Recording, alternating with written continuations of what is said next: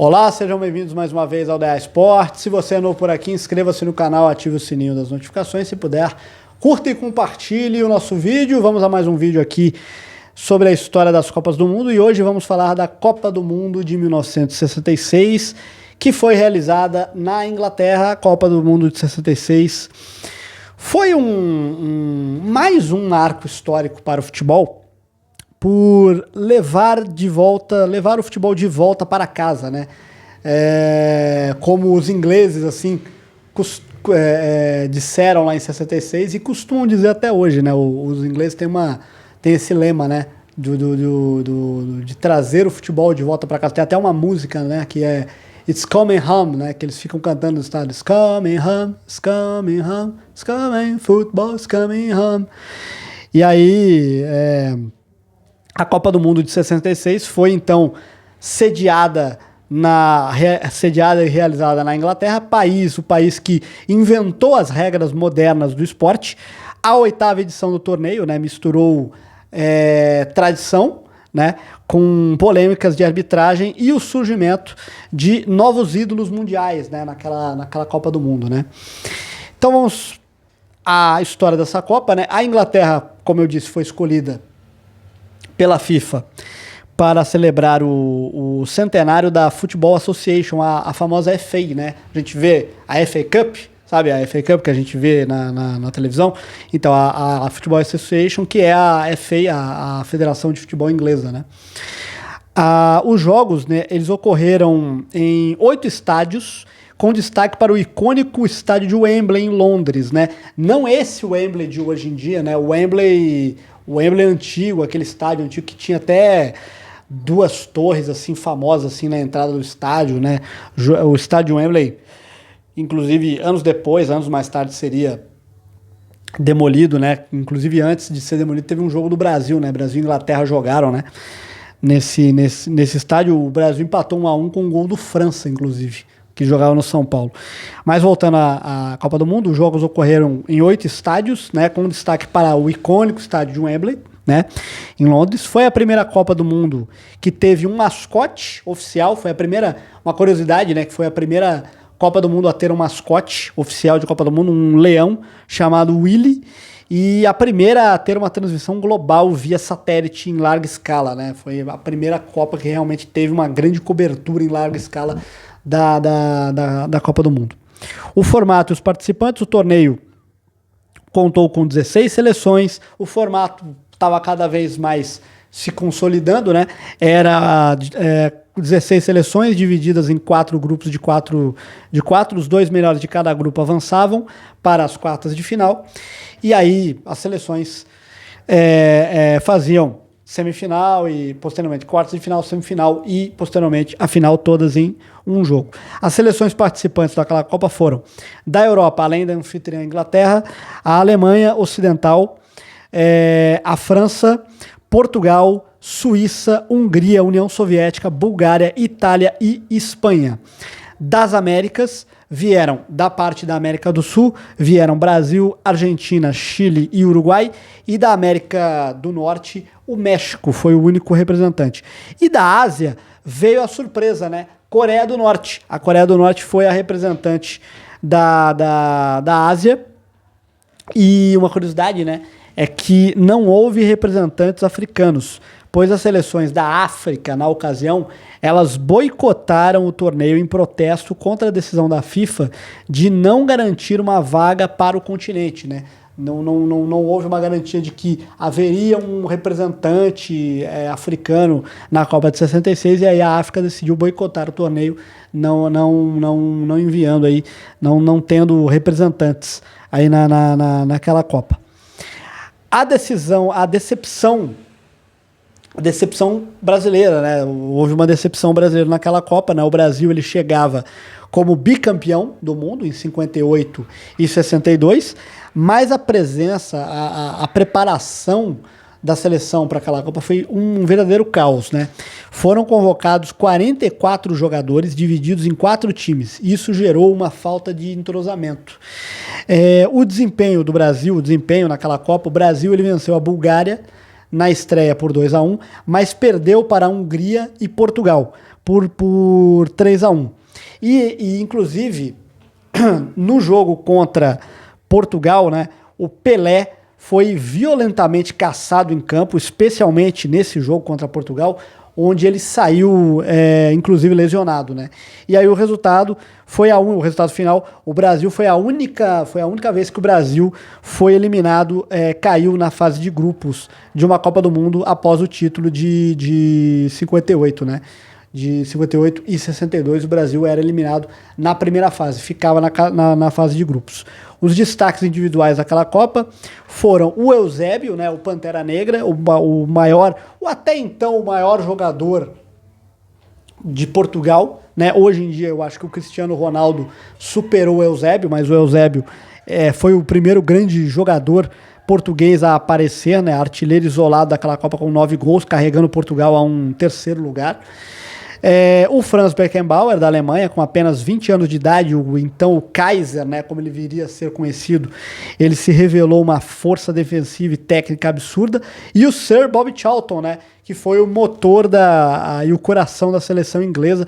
Bobby Charlton, grande ídolo do Manchester United, né, que sobreviveria até a um acidente aéreo da equipe do Manchester United anos depois. Falando agora da campanha da seleção inglesa, né, da campanha da seleção inglesa naquela Copa do Mundo, a Inglaterra foi treinada por Alf Ramsey. Ele baseava o seu jogo em uma defesa sólida que não sofreu gols até a semifinal, e no talento de Bob Moore, né? E a final, a Inglaterra venceu na final a Alemanha Ocidental por 4-2, no dia 30 de julho de 1966, com 98 mil pessoas no então estádio de Wembley.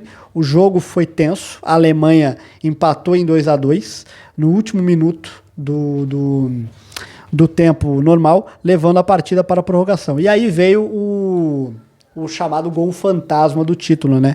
Aos 11 minutos da prorrogação ocorreu o lance mais polêmico da história, das Copas, né? Que o Geoff Hurst, ele chutou a bola e a bola bateu no travessão e quicou em cima da linha, ou pouco depois assim dela, né?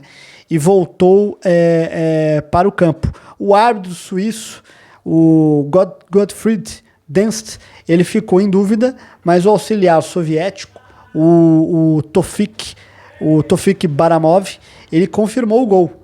E aí, né, acabou validando o gol, e esse gol aí ficou sendo um dos gols mais polêmicos da história das Copas, né? Anos depois, né, estudos modernos, né, do lance sugerem que a bola não entrou totalmente, né? Mas como naquela época não tinha a tecnologia que tem hoje, não tem VAR, né? Então aí ficou sendo o gol mais polêmico assim, da história das Copas, um dos gols mais polêmicos da história das Copas. Acho que o mais polêmico, sem dúvida, porque foi um gol numa decisão, né? O gol da Inglaterra, o gol do título inglês, que a bola não teria entrado, né? Que a bola, acho que vendo e revendo o lance, acho que a bola realmente não entrou. O Hurst, ele ainda marcaria mais um gol naquela final, tornando-se o único jogador a fazer um hat-trick em uma final contra da Copa, recorde que durou até o Mbappé. O Mbappé na Copa de 22, né? Quem acompanhou a Copa de 22, o Mbappé marcou 3 gols naquela final contra a seleção da Argentina. Algumas curiosidades daquela Copa, né? O roubo da taça, né? Meses antes da Copa do Mundo, a taça Jules Rimet, ela foi roubada em Londres. Ela foi encontrada dias depois em um arbusto por um cachorro chamado Pickles, né? O roubo da Copa, o roubo da taça Jules Rimet, né? A gente vai ver um outro episódio do roubo dessa taça, mas já aconteceu um roubo dessa taça em 66, meses antes da Copa de 66. A zebra coreana, né? A Coreia do Norte eliminou a poderosa Itália na fase de grupos, uma das maiores zebras de todos os tempos da Copa do Mundo. O Portugal, que estreava naquela Copa do Mundo, né? Em sua primeira Copa do Mundo, Portugal já conquistou aí um terceiro lugar, a melhor participação do país até hoje. Portugal, ele terminou a Copa do Mundo de 2006 em quarto lugar. A melhor participação de Portugal ainda é a participação em 66, quando terminou em terceiro lugar. E E voltando um pouco à seleção brasileira, né? Os grandes destaques daquela Copa, né? Foi Pelé, né? Pelé naquela Copa tinha 25 anos, era mais uma vez o grande destaque daquela Copa, estava no auge da sua forma física e técnica. Ele marcou até um gol de falta na estreia contra a Bulgária, tornando-se o primeiro jogador a marcar em 3 Copas do Mundo diferentes. No entanto, foi alvo ali, como eu disse, foi alvo preferencial da violência dos adversários, e aí saiu de campo lesionado e jurou na época que nunca mais jogaria uma Copa do Mundo. Felizmente a gente vai ver no próximo vídeo que não essa decisão não se seguiu. O Garrincha também, né, o anjo das pernas tortas, né? Essa foi a última Copa do Garrincha, que ainda mostrava lampejos de sua genialidade, e marcou um belíssimo gol de falta contra a Bulgária. A curiosidade histórica, né, o Brasil ele nunca perdeu um jogo sequer tendo Pelé e Garrincha juntos em campo, né? A derrota para a Hungria, onde Pelé não jogou, quebrou a invencibilidade do Garrincha com a amarelinha, né? Mas não a de Pelé, né? Não a da dupla Pelé e Garrincha, né? E o Jairzinho, né? O Jairzinho, aos 21 anos, o jovem craque do Botafogo, fazia sua estreia em Copas. Naquela edição, ele jogou mais aberto pelas pontas, embora o Brasil tenha ido mal. O Jairzinho mostrou já naquela Copa que a força e a velocidade que o consagrariam aí 4 anos depois. Também teve naquela Copa o Gilmar dos Santos Neves, o lendário goleiro do Santos e do bicampeonato mundial, ainda era titular, embora tenha sofrido com a desorganização do sistema defensivo naquele ano. E Bellini e Orlando, né? O Bellini e Orlando já pro final ali da carreira, mas a dupla de zaga campeã de 1958 foi reeditada em 66. Bellini, o capitão do primeiro título, já estava em fim de carreira e teve dificuldades com a velocidade dos atacantes europeus, mas ainda era uma referência de liderança de grupo. E o Tostão, né? O Tostão com apenas 19 anos, o Mineirinho de Ouro era a grande promessa. Ele jogou uma partida contra a Hungria, substituindo o lesionado Pelé, e marcou o único gol do Brasil naquela Copa na derrota por 3-1 ali, mostrando que seria um dos pilares do futuro do futuro brasileiro, né? Um resumo ali, né? Apesar de ter nomes brilhantes e o destaque negativo foi a falta de preparo físico, né, da seleção brasileira, o excesso de mudanças de time. Para se ter, né, uma ideia, né, o técnico na ocasião, né, o Vicente Feola, utilizou 3 escalações diferentes nos 3 jogos da fase de grupos, o que impediu que esses jogadores funcionassem como uma equipe. Mas então, assim, a Copa de 66 foi a Copa do Mundo, foi a primeira Copa do Mundo vencida pela Inglaterra, a única Copa do Mundo vencida pela Inglaterra, né? E desde aquela Copa do Mundo, os ingleses tentam ganhar uma nova Copa do Mundo e ficam com aquela coisa de o futebol, né, está voltando para casa, aquela coisa do It's Coming Home, né, a musiquinha que eles criaram, né, e nunca voltou para casa, de fato, nunca voltou para casa, né.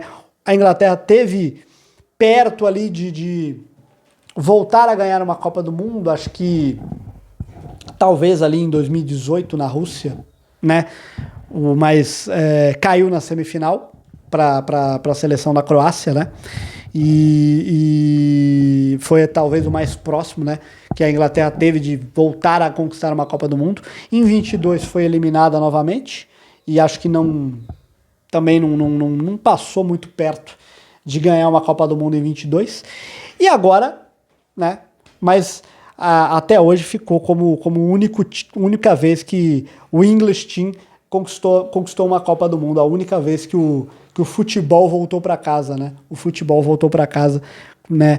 No caso, voltou para a Inglaterra campeã do mundo em 66. No próximo vídeo, vamos falar da Copa do Mundo de 70 e do tricampeonato da nossa seleção, né, brasileira, a terceira estrela do Brasil, e a seleção de 70, que foi uma seleção marcante, foi talvez talvez uma das maiores seleções campeãs de todos os tempos, a seleção de 70, seleção brasileira de 70, isso é assunto para o próximo vídeo. Mas é isso, essa foi a Copa de 66 aí. Se você gostou do vídeo, curta e compartilhe. Eu fico por aqui e até a próxima.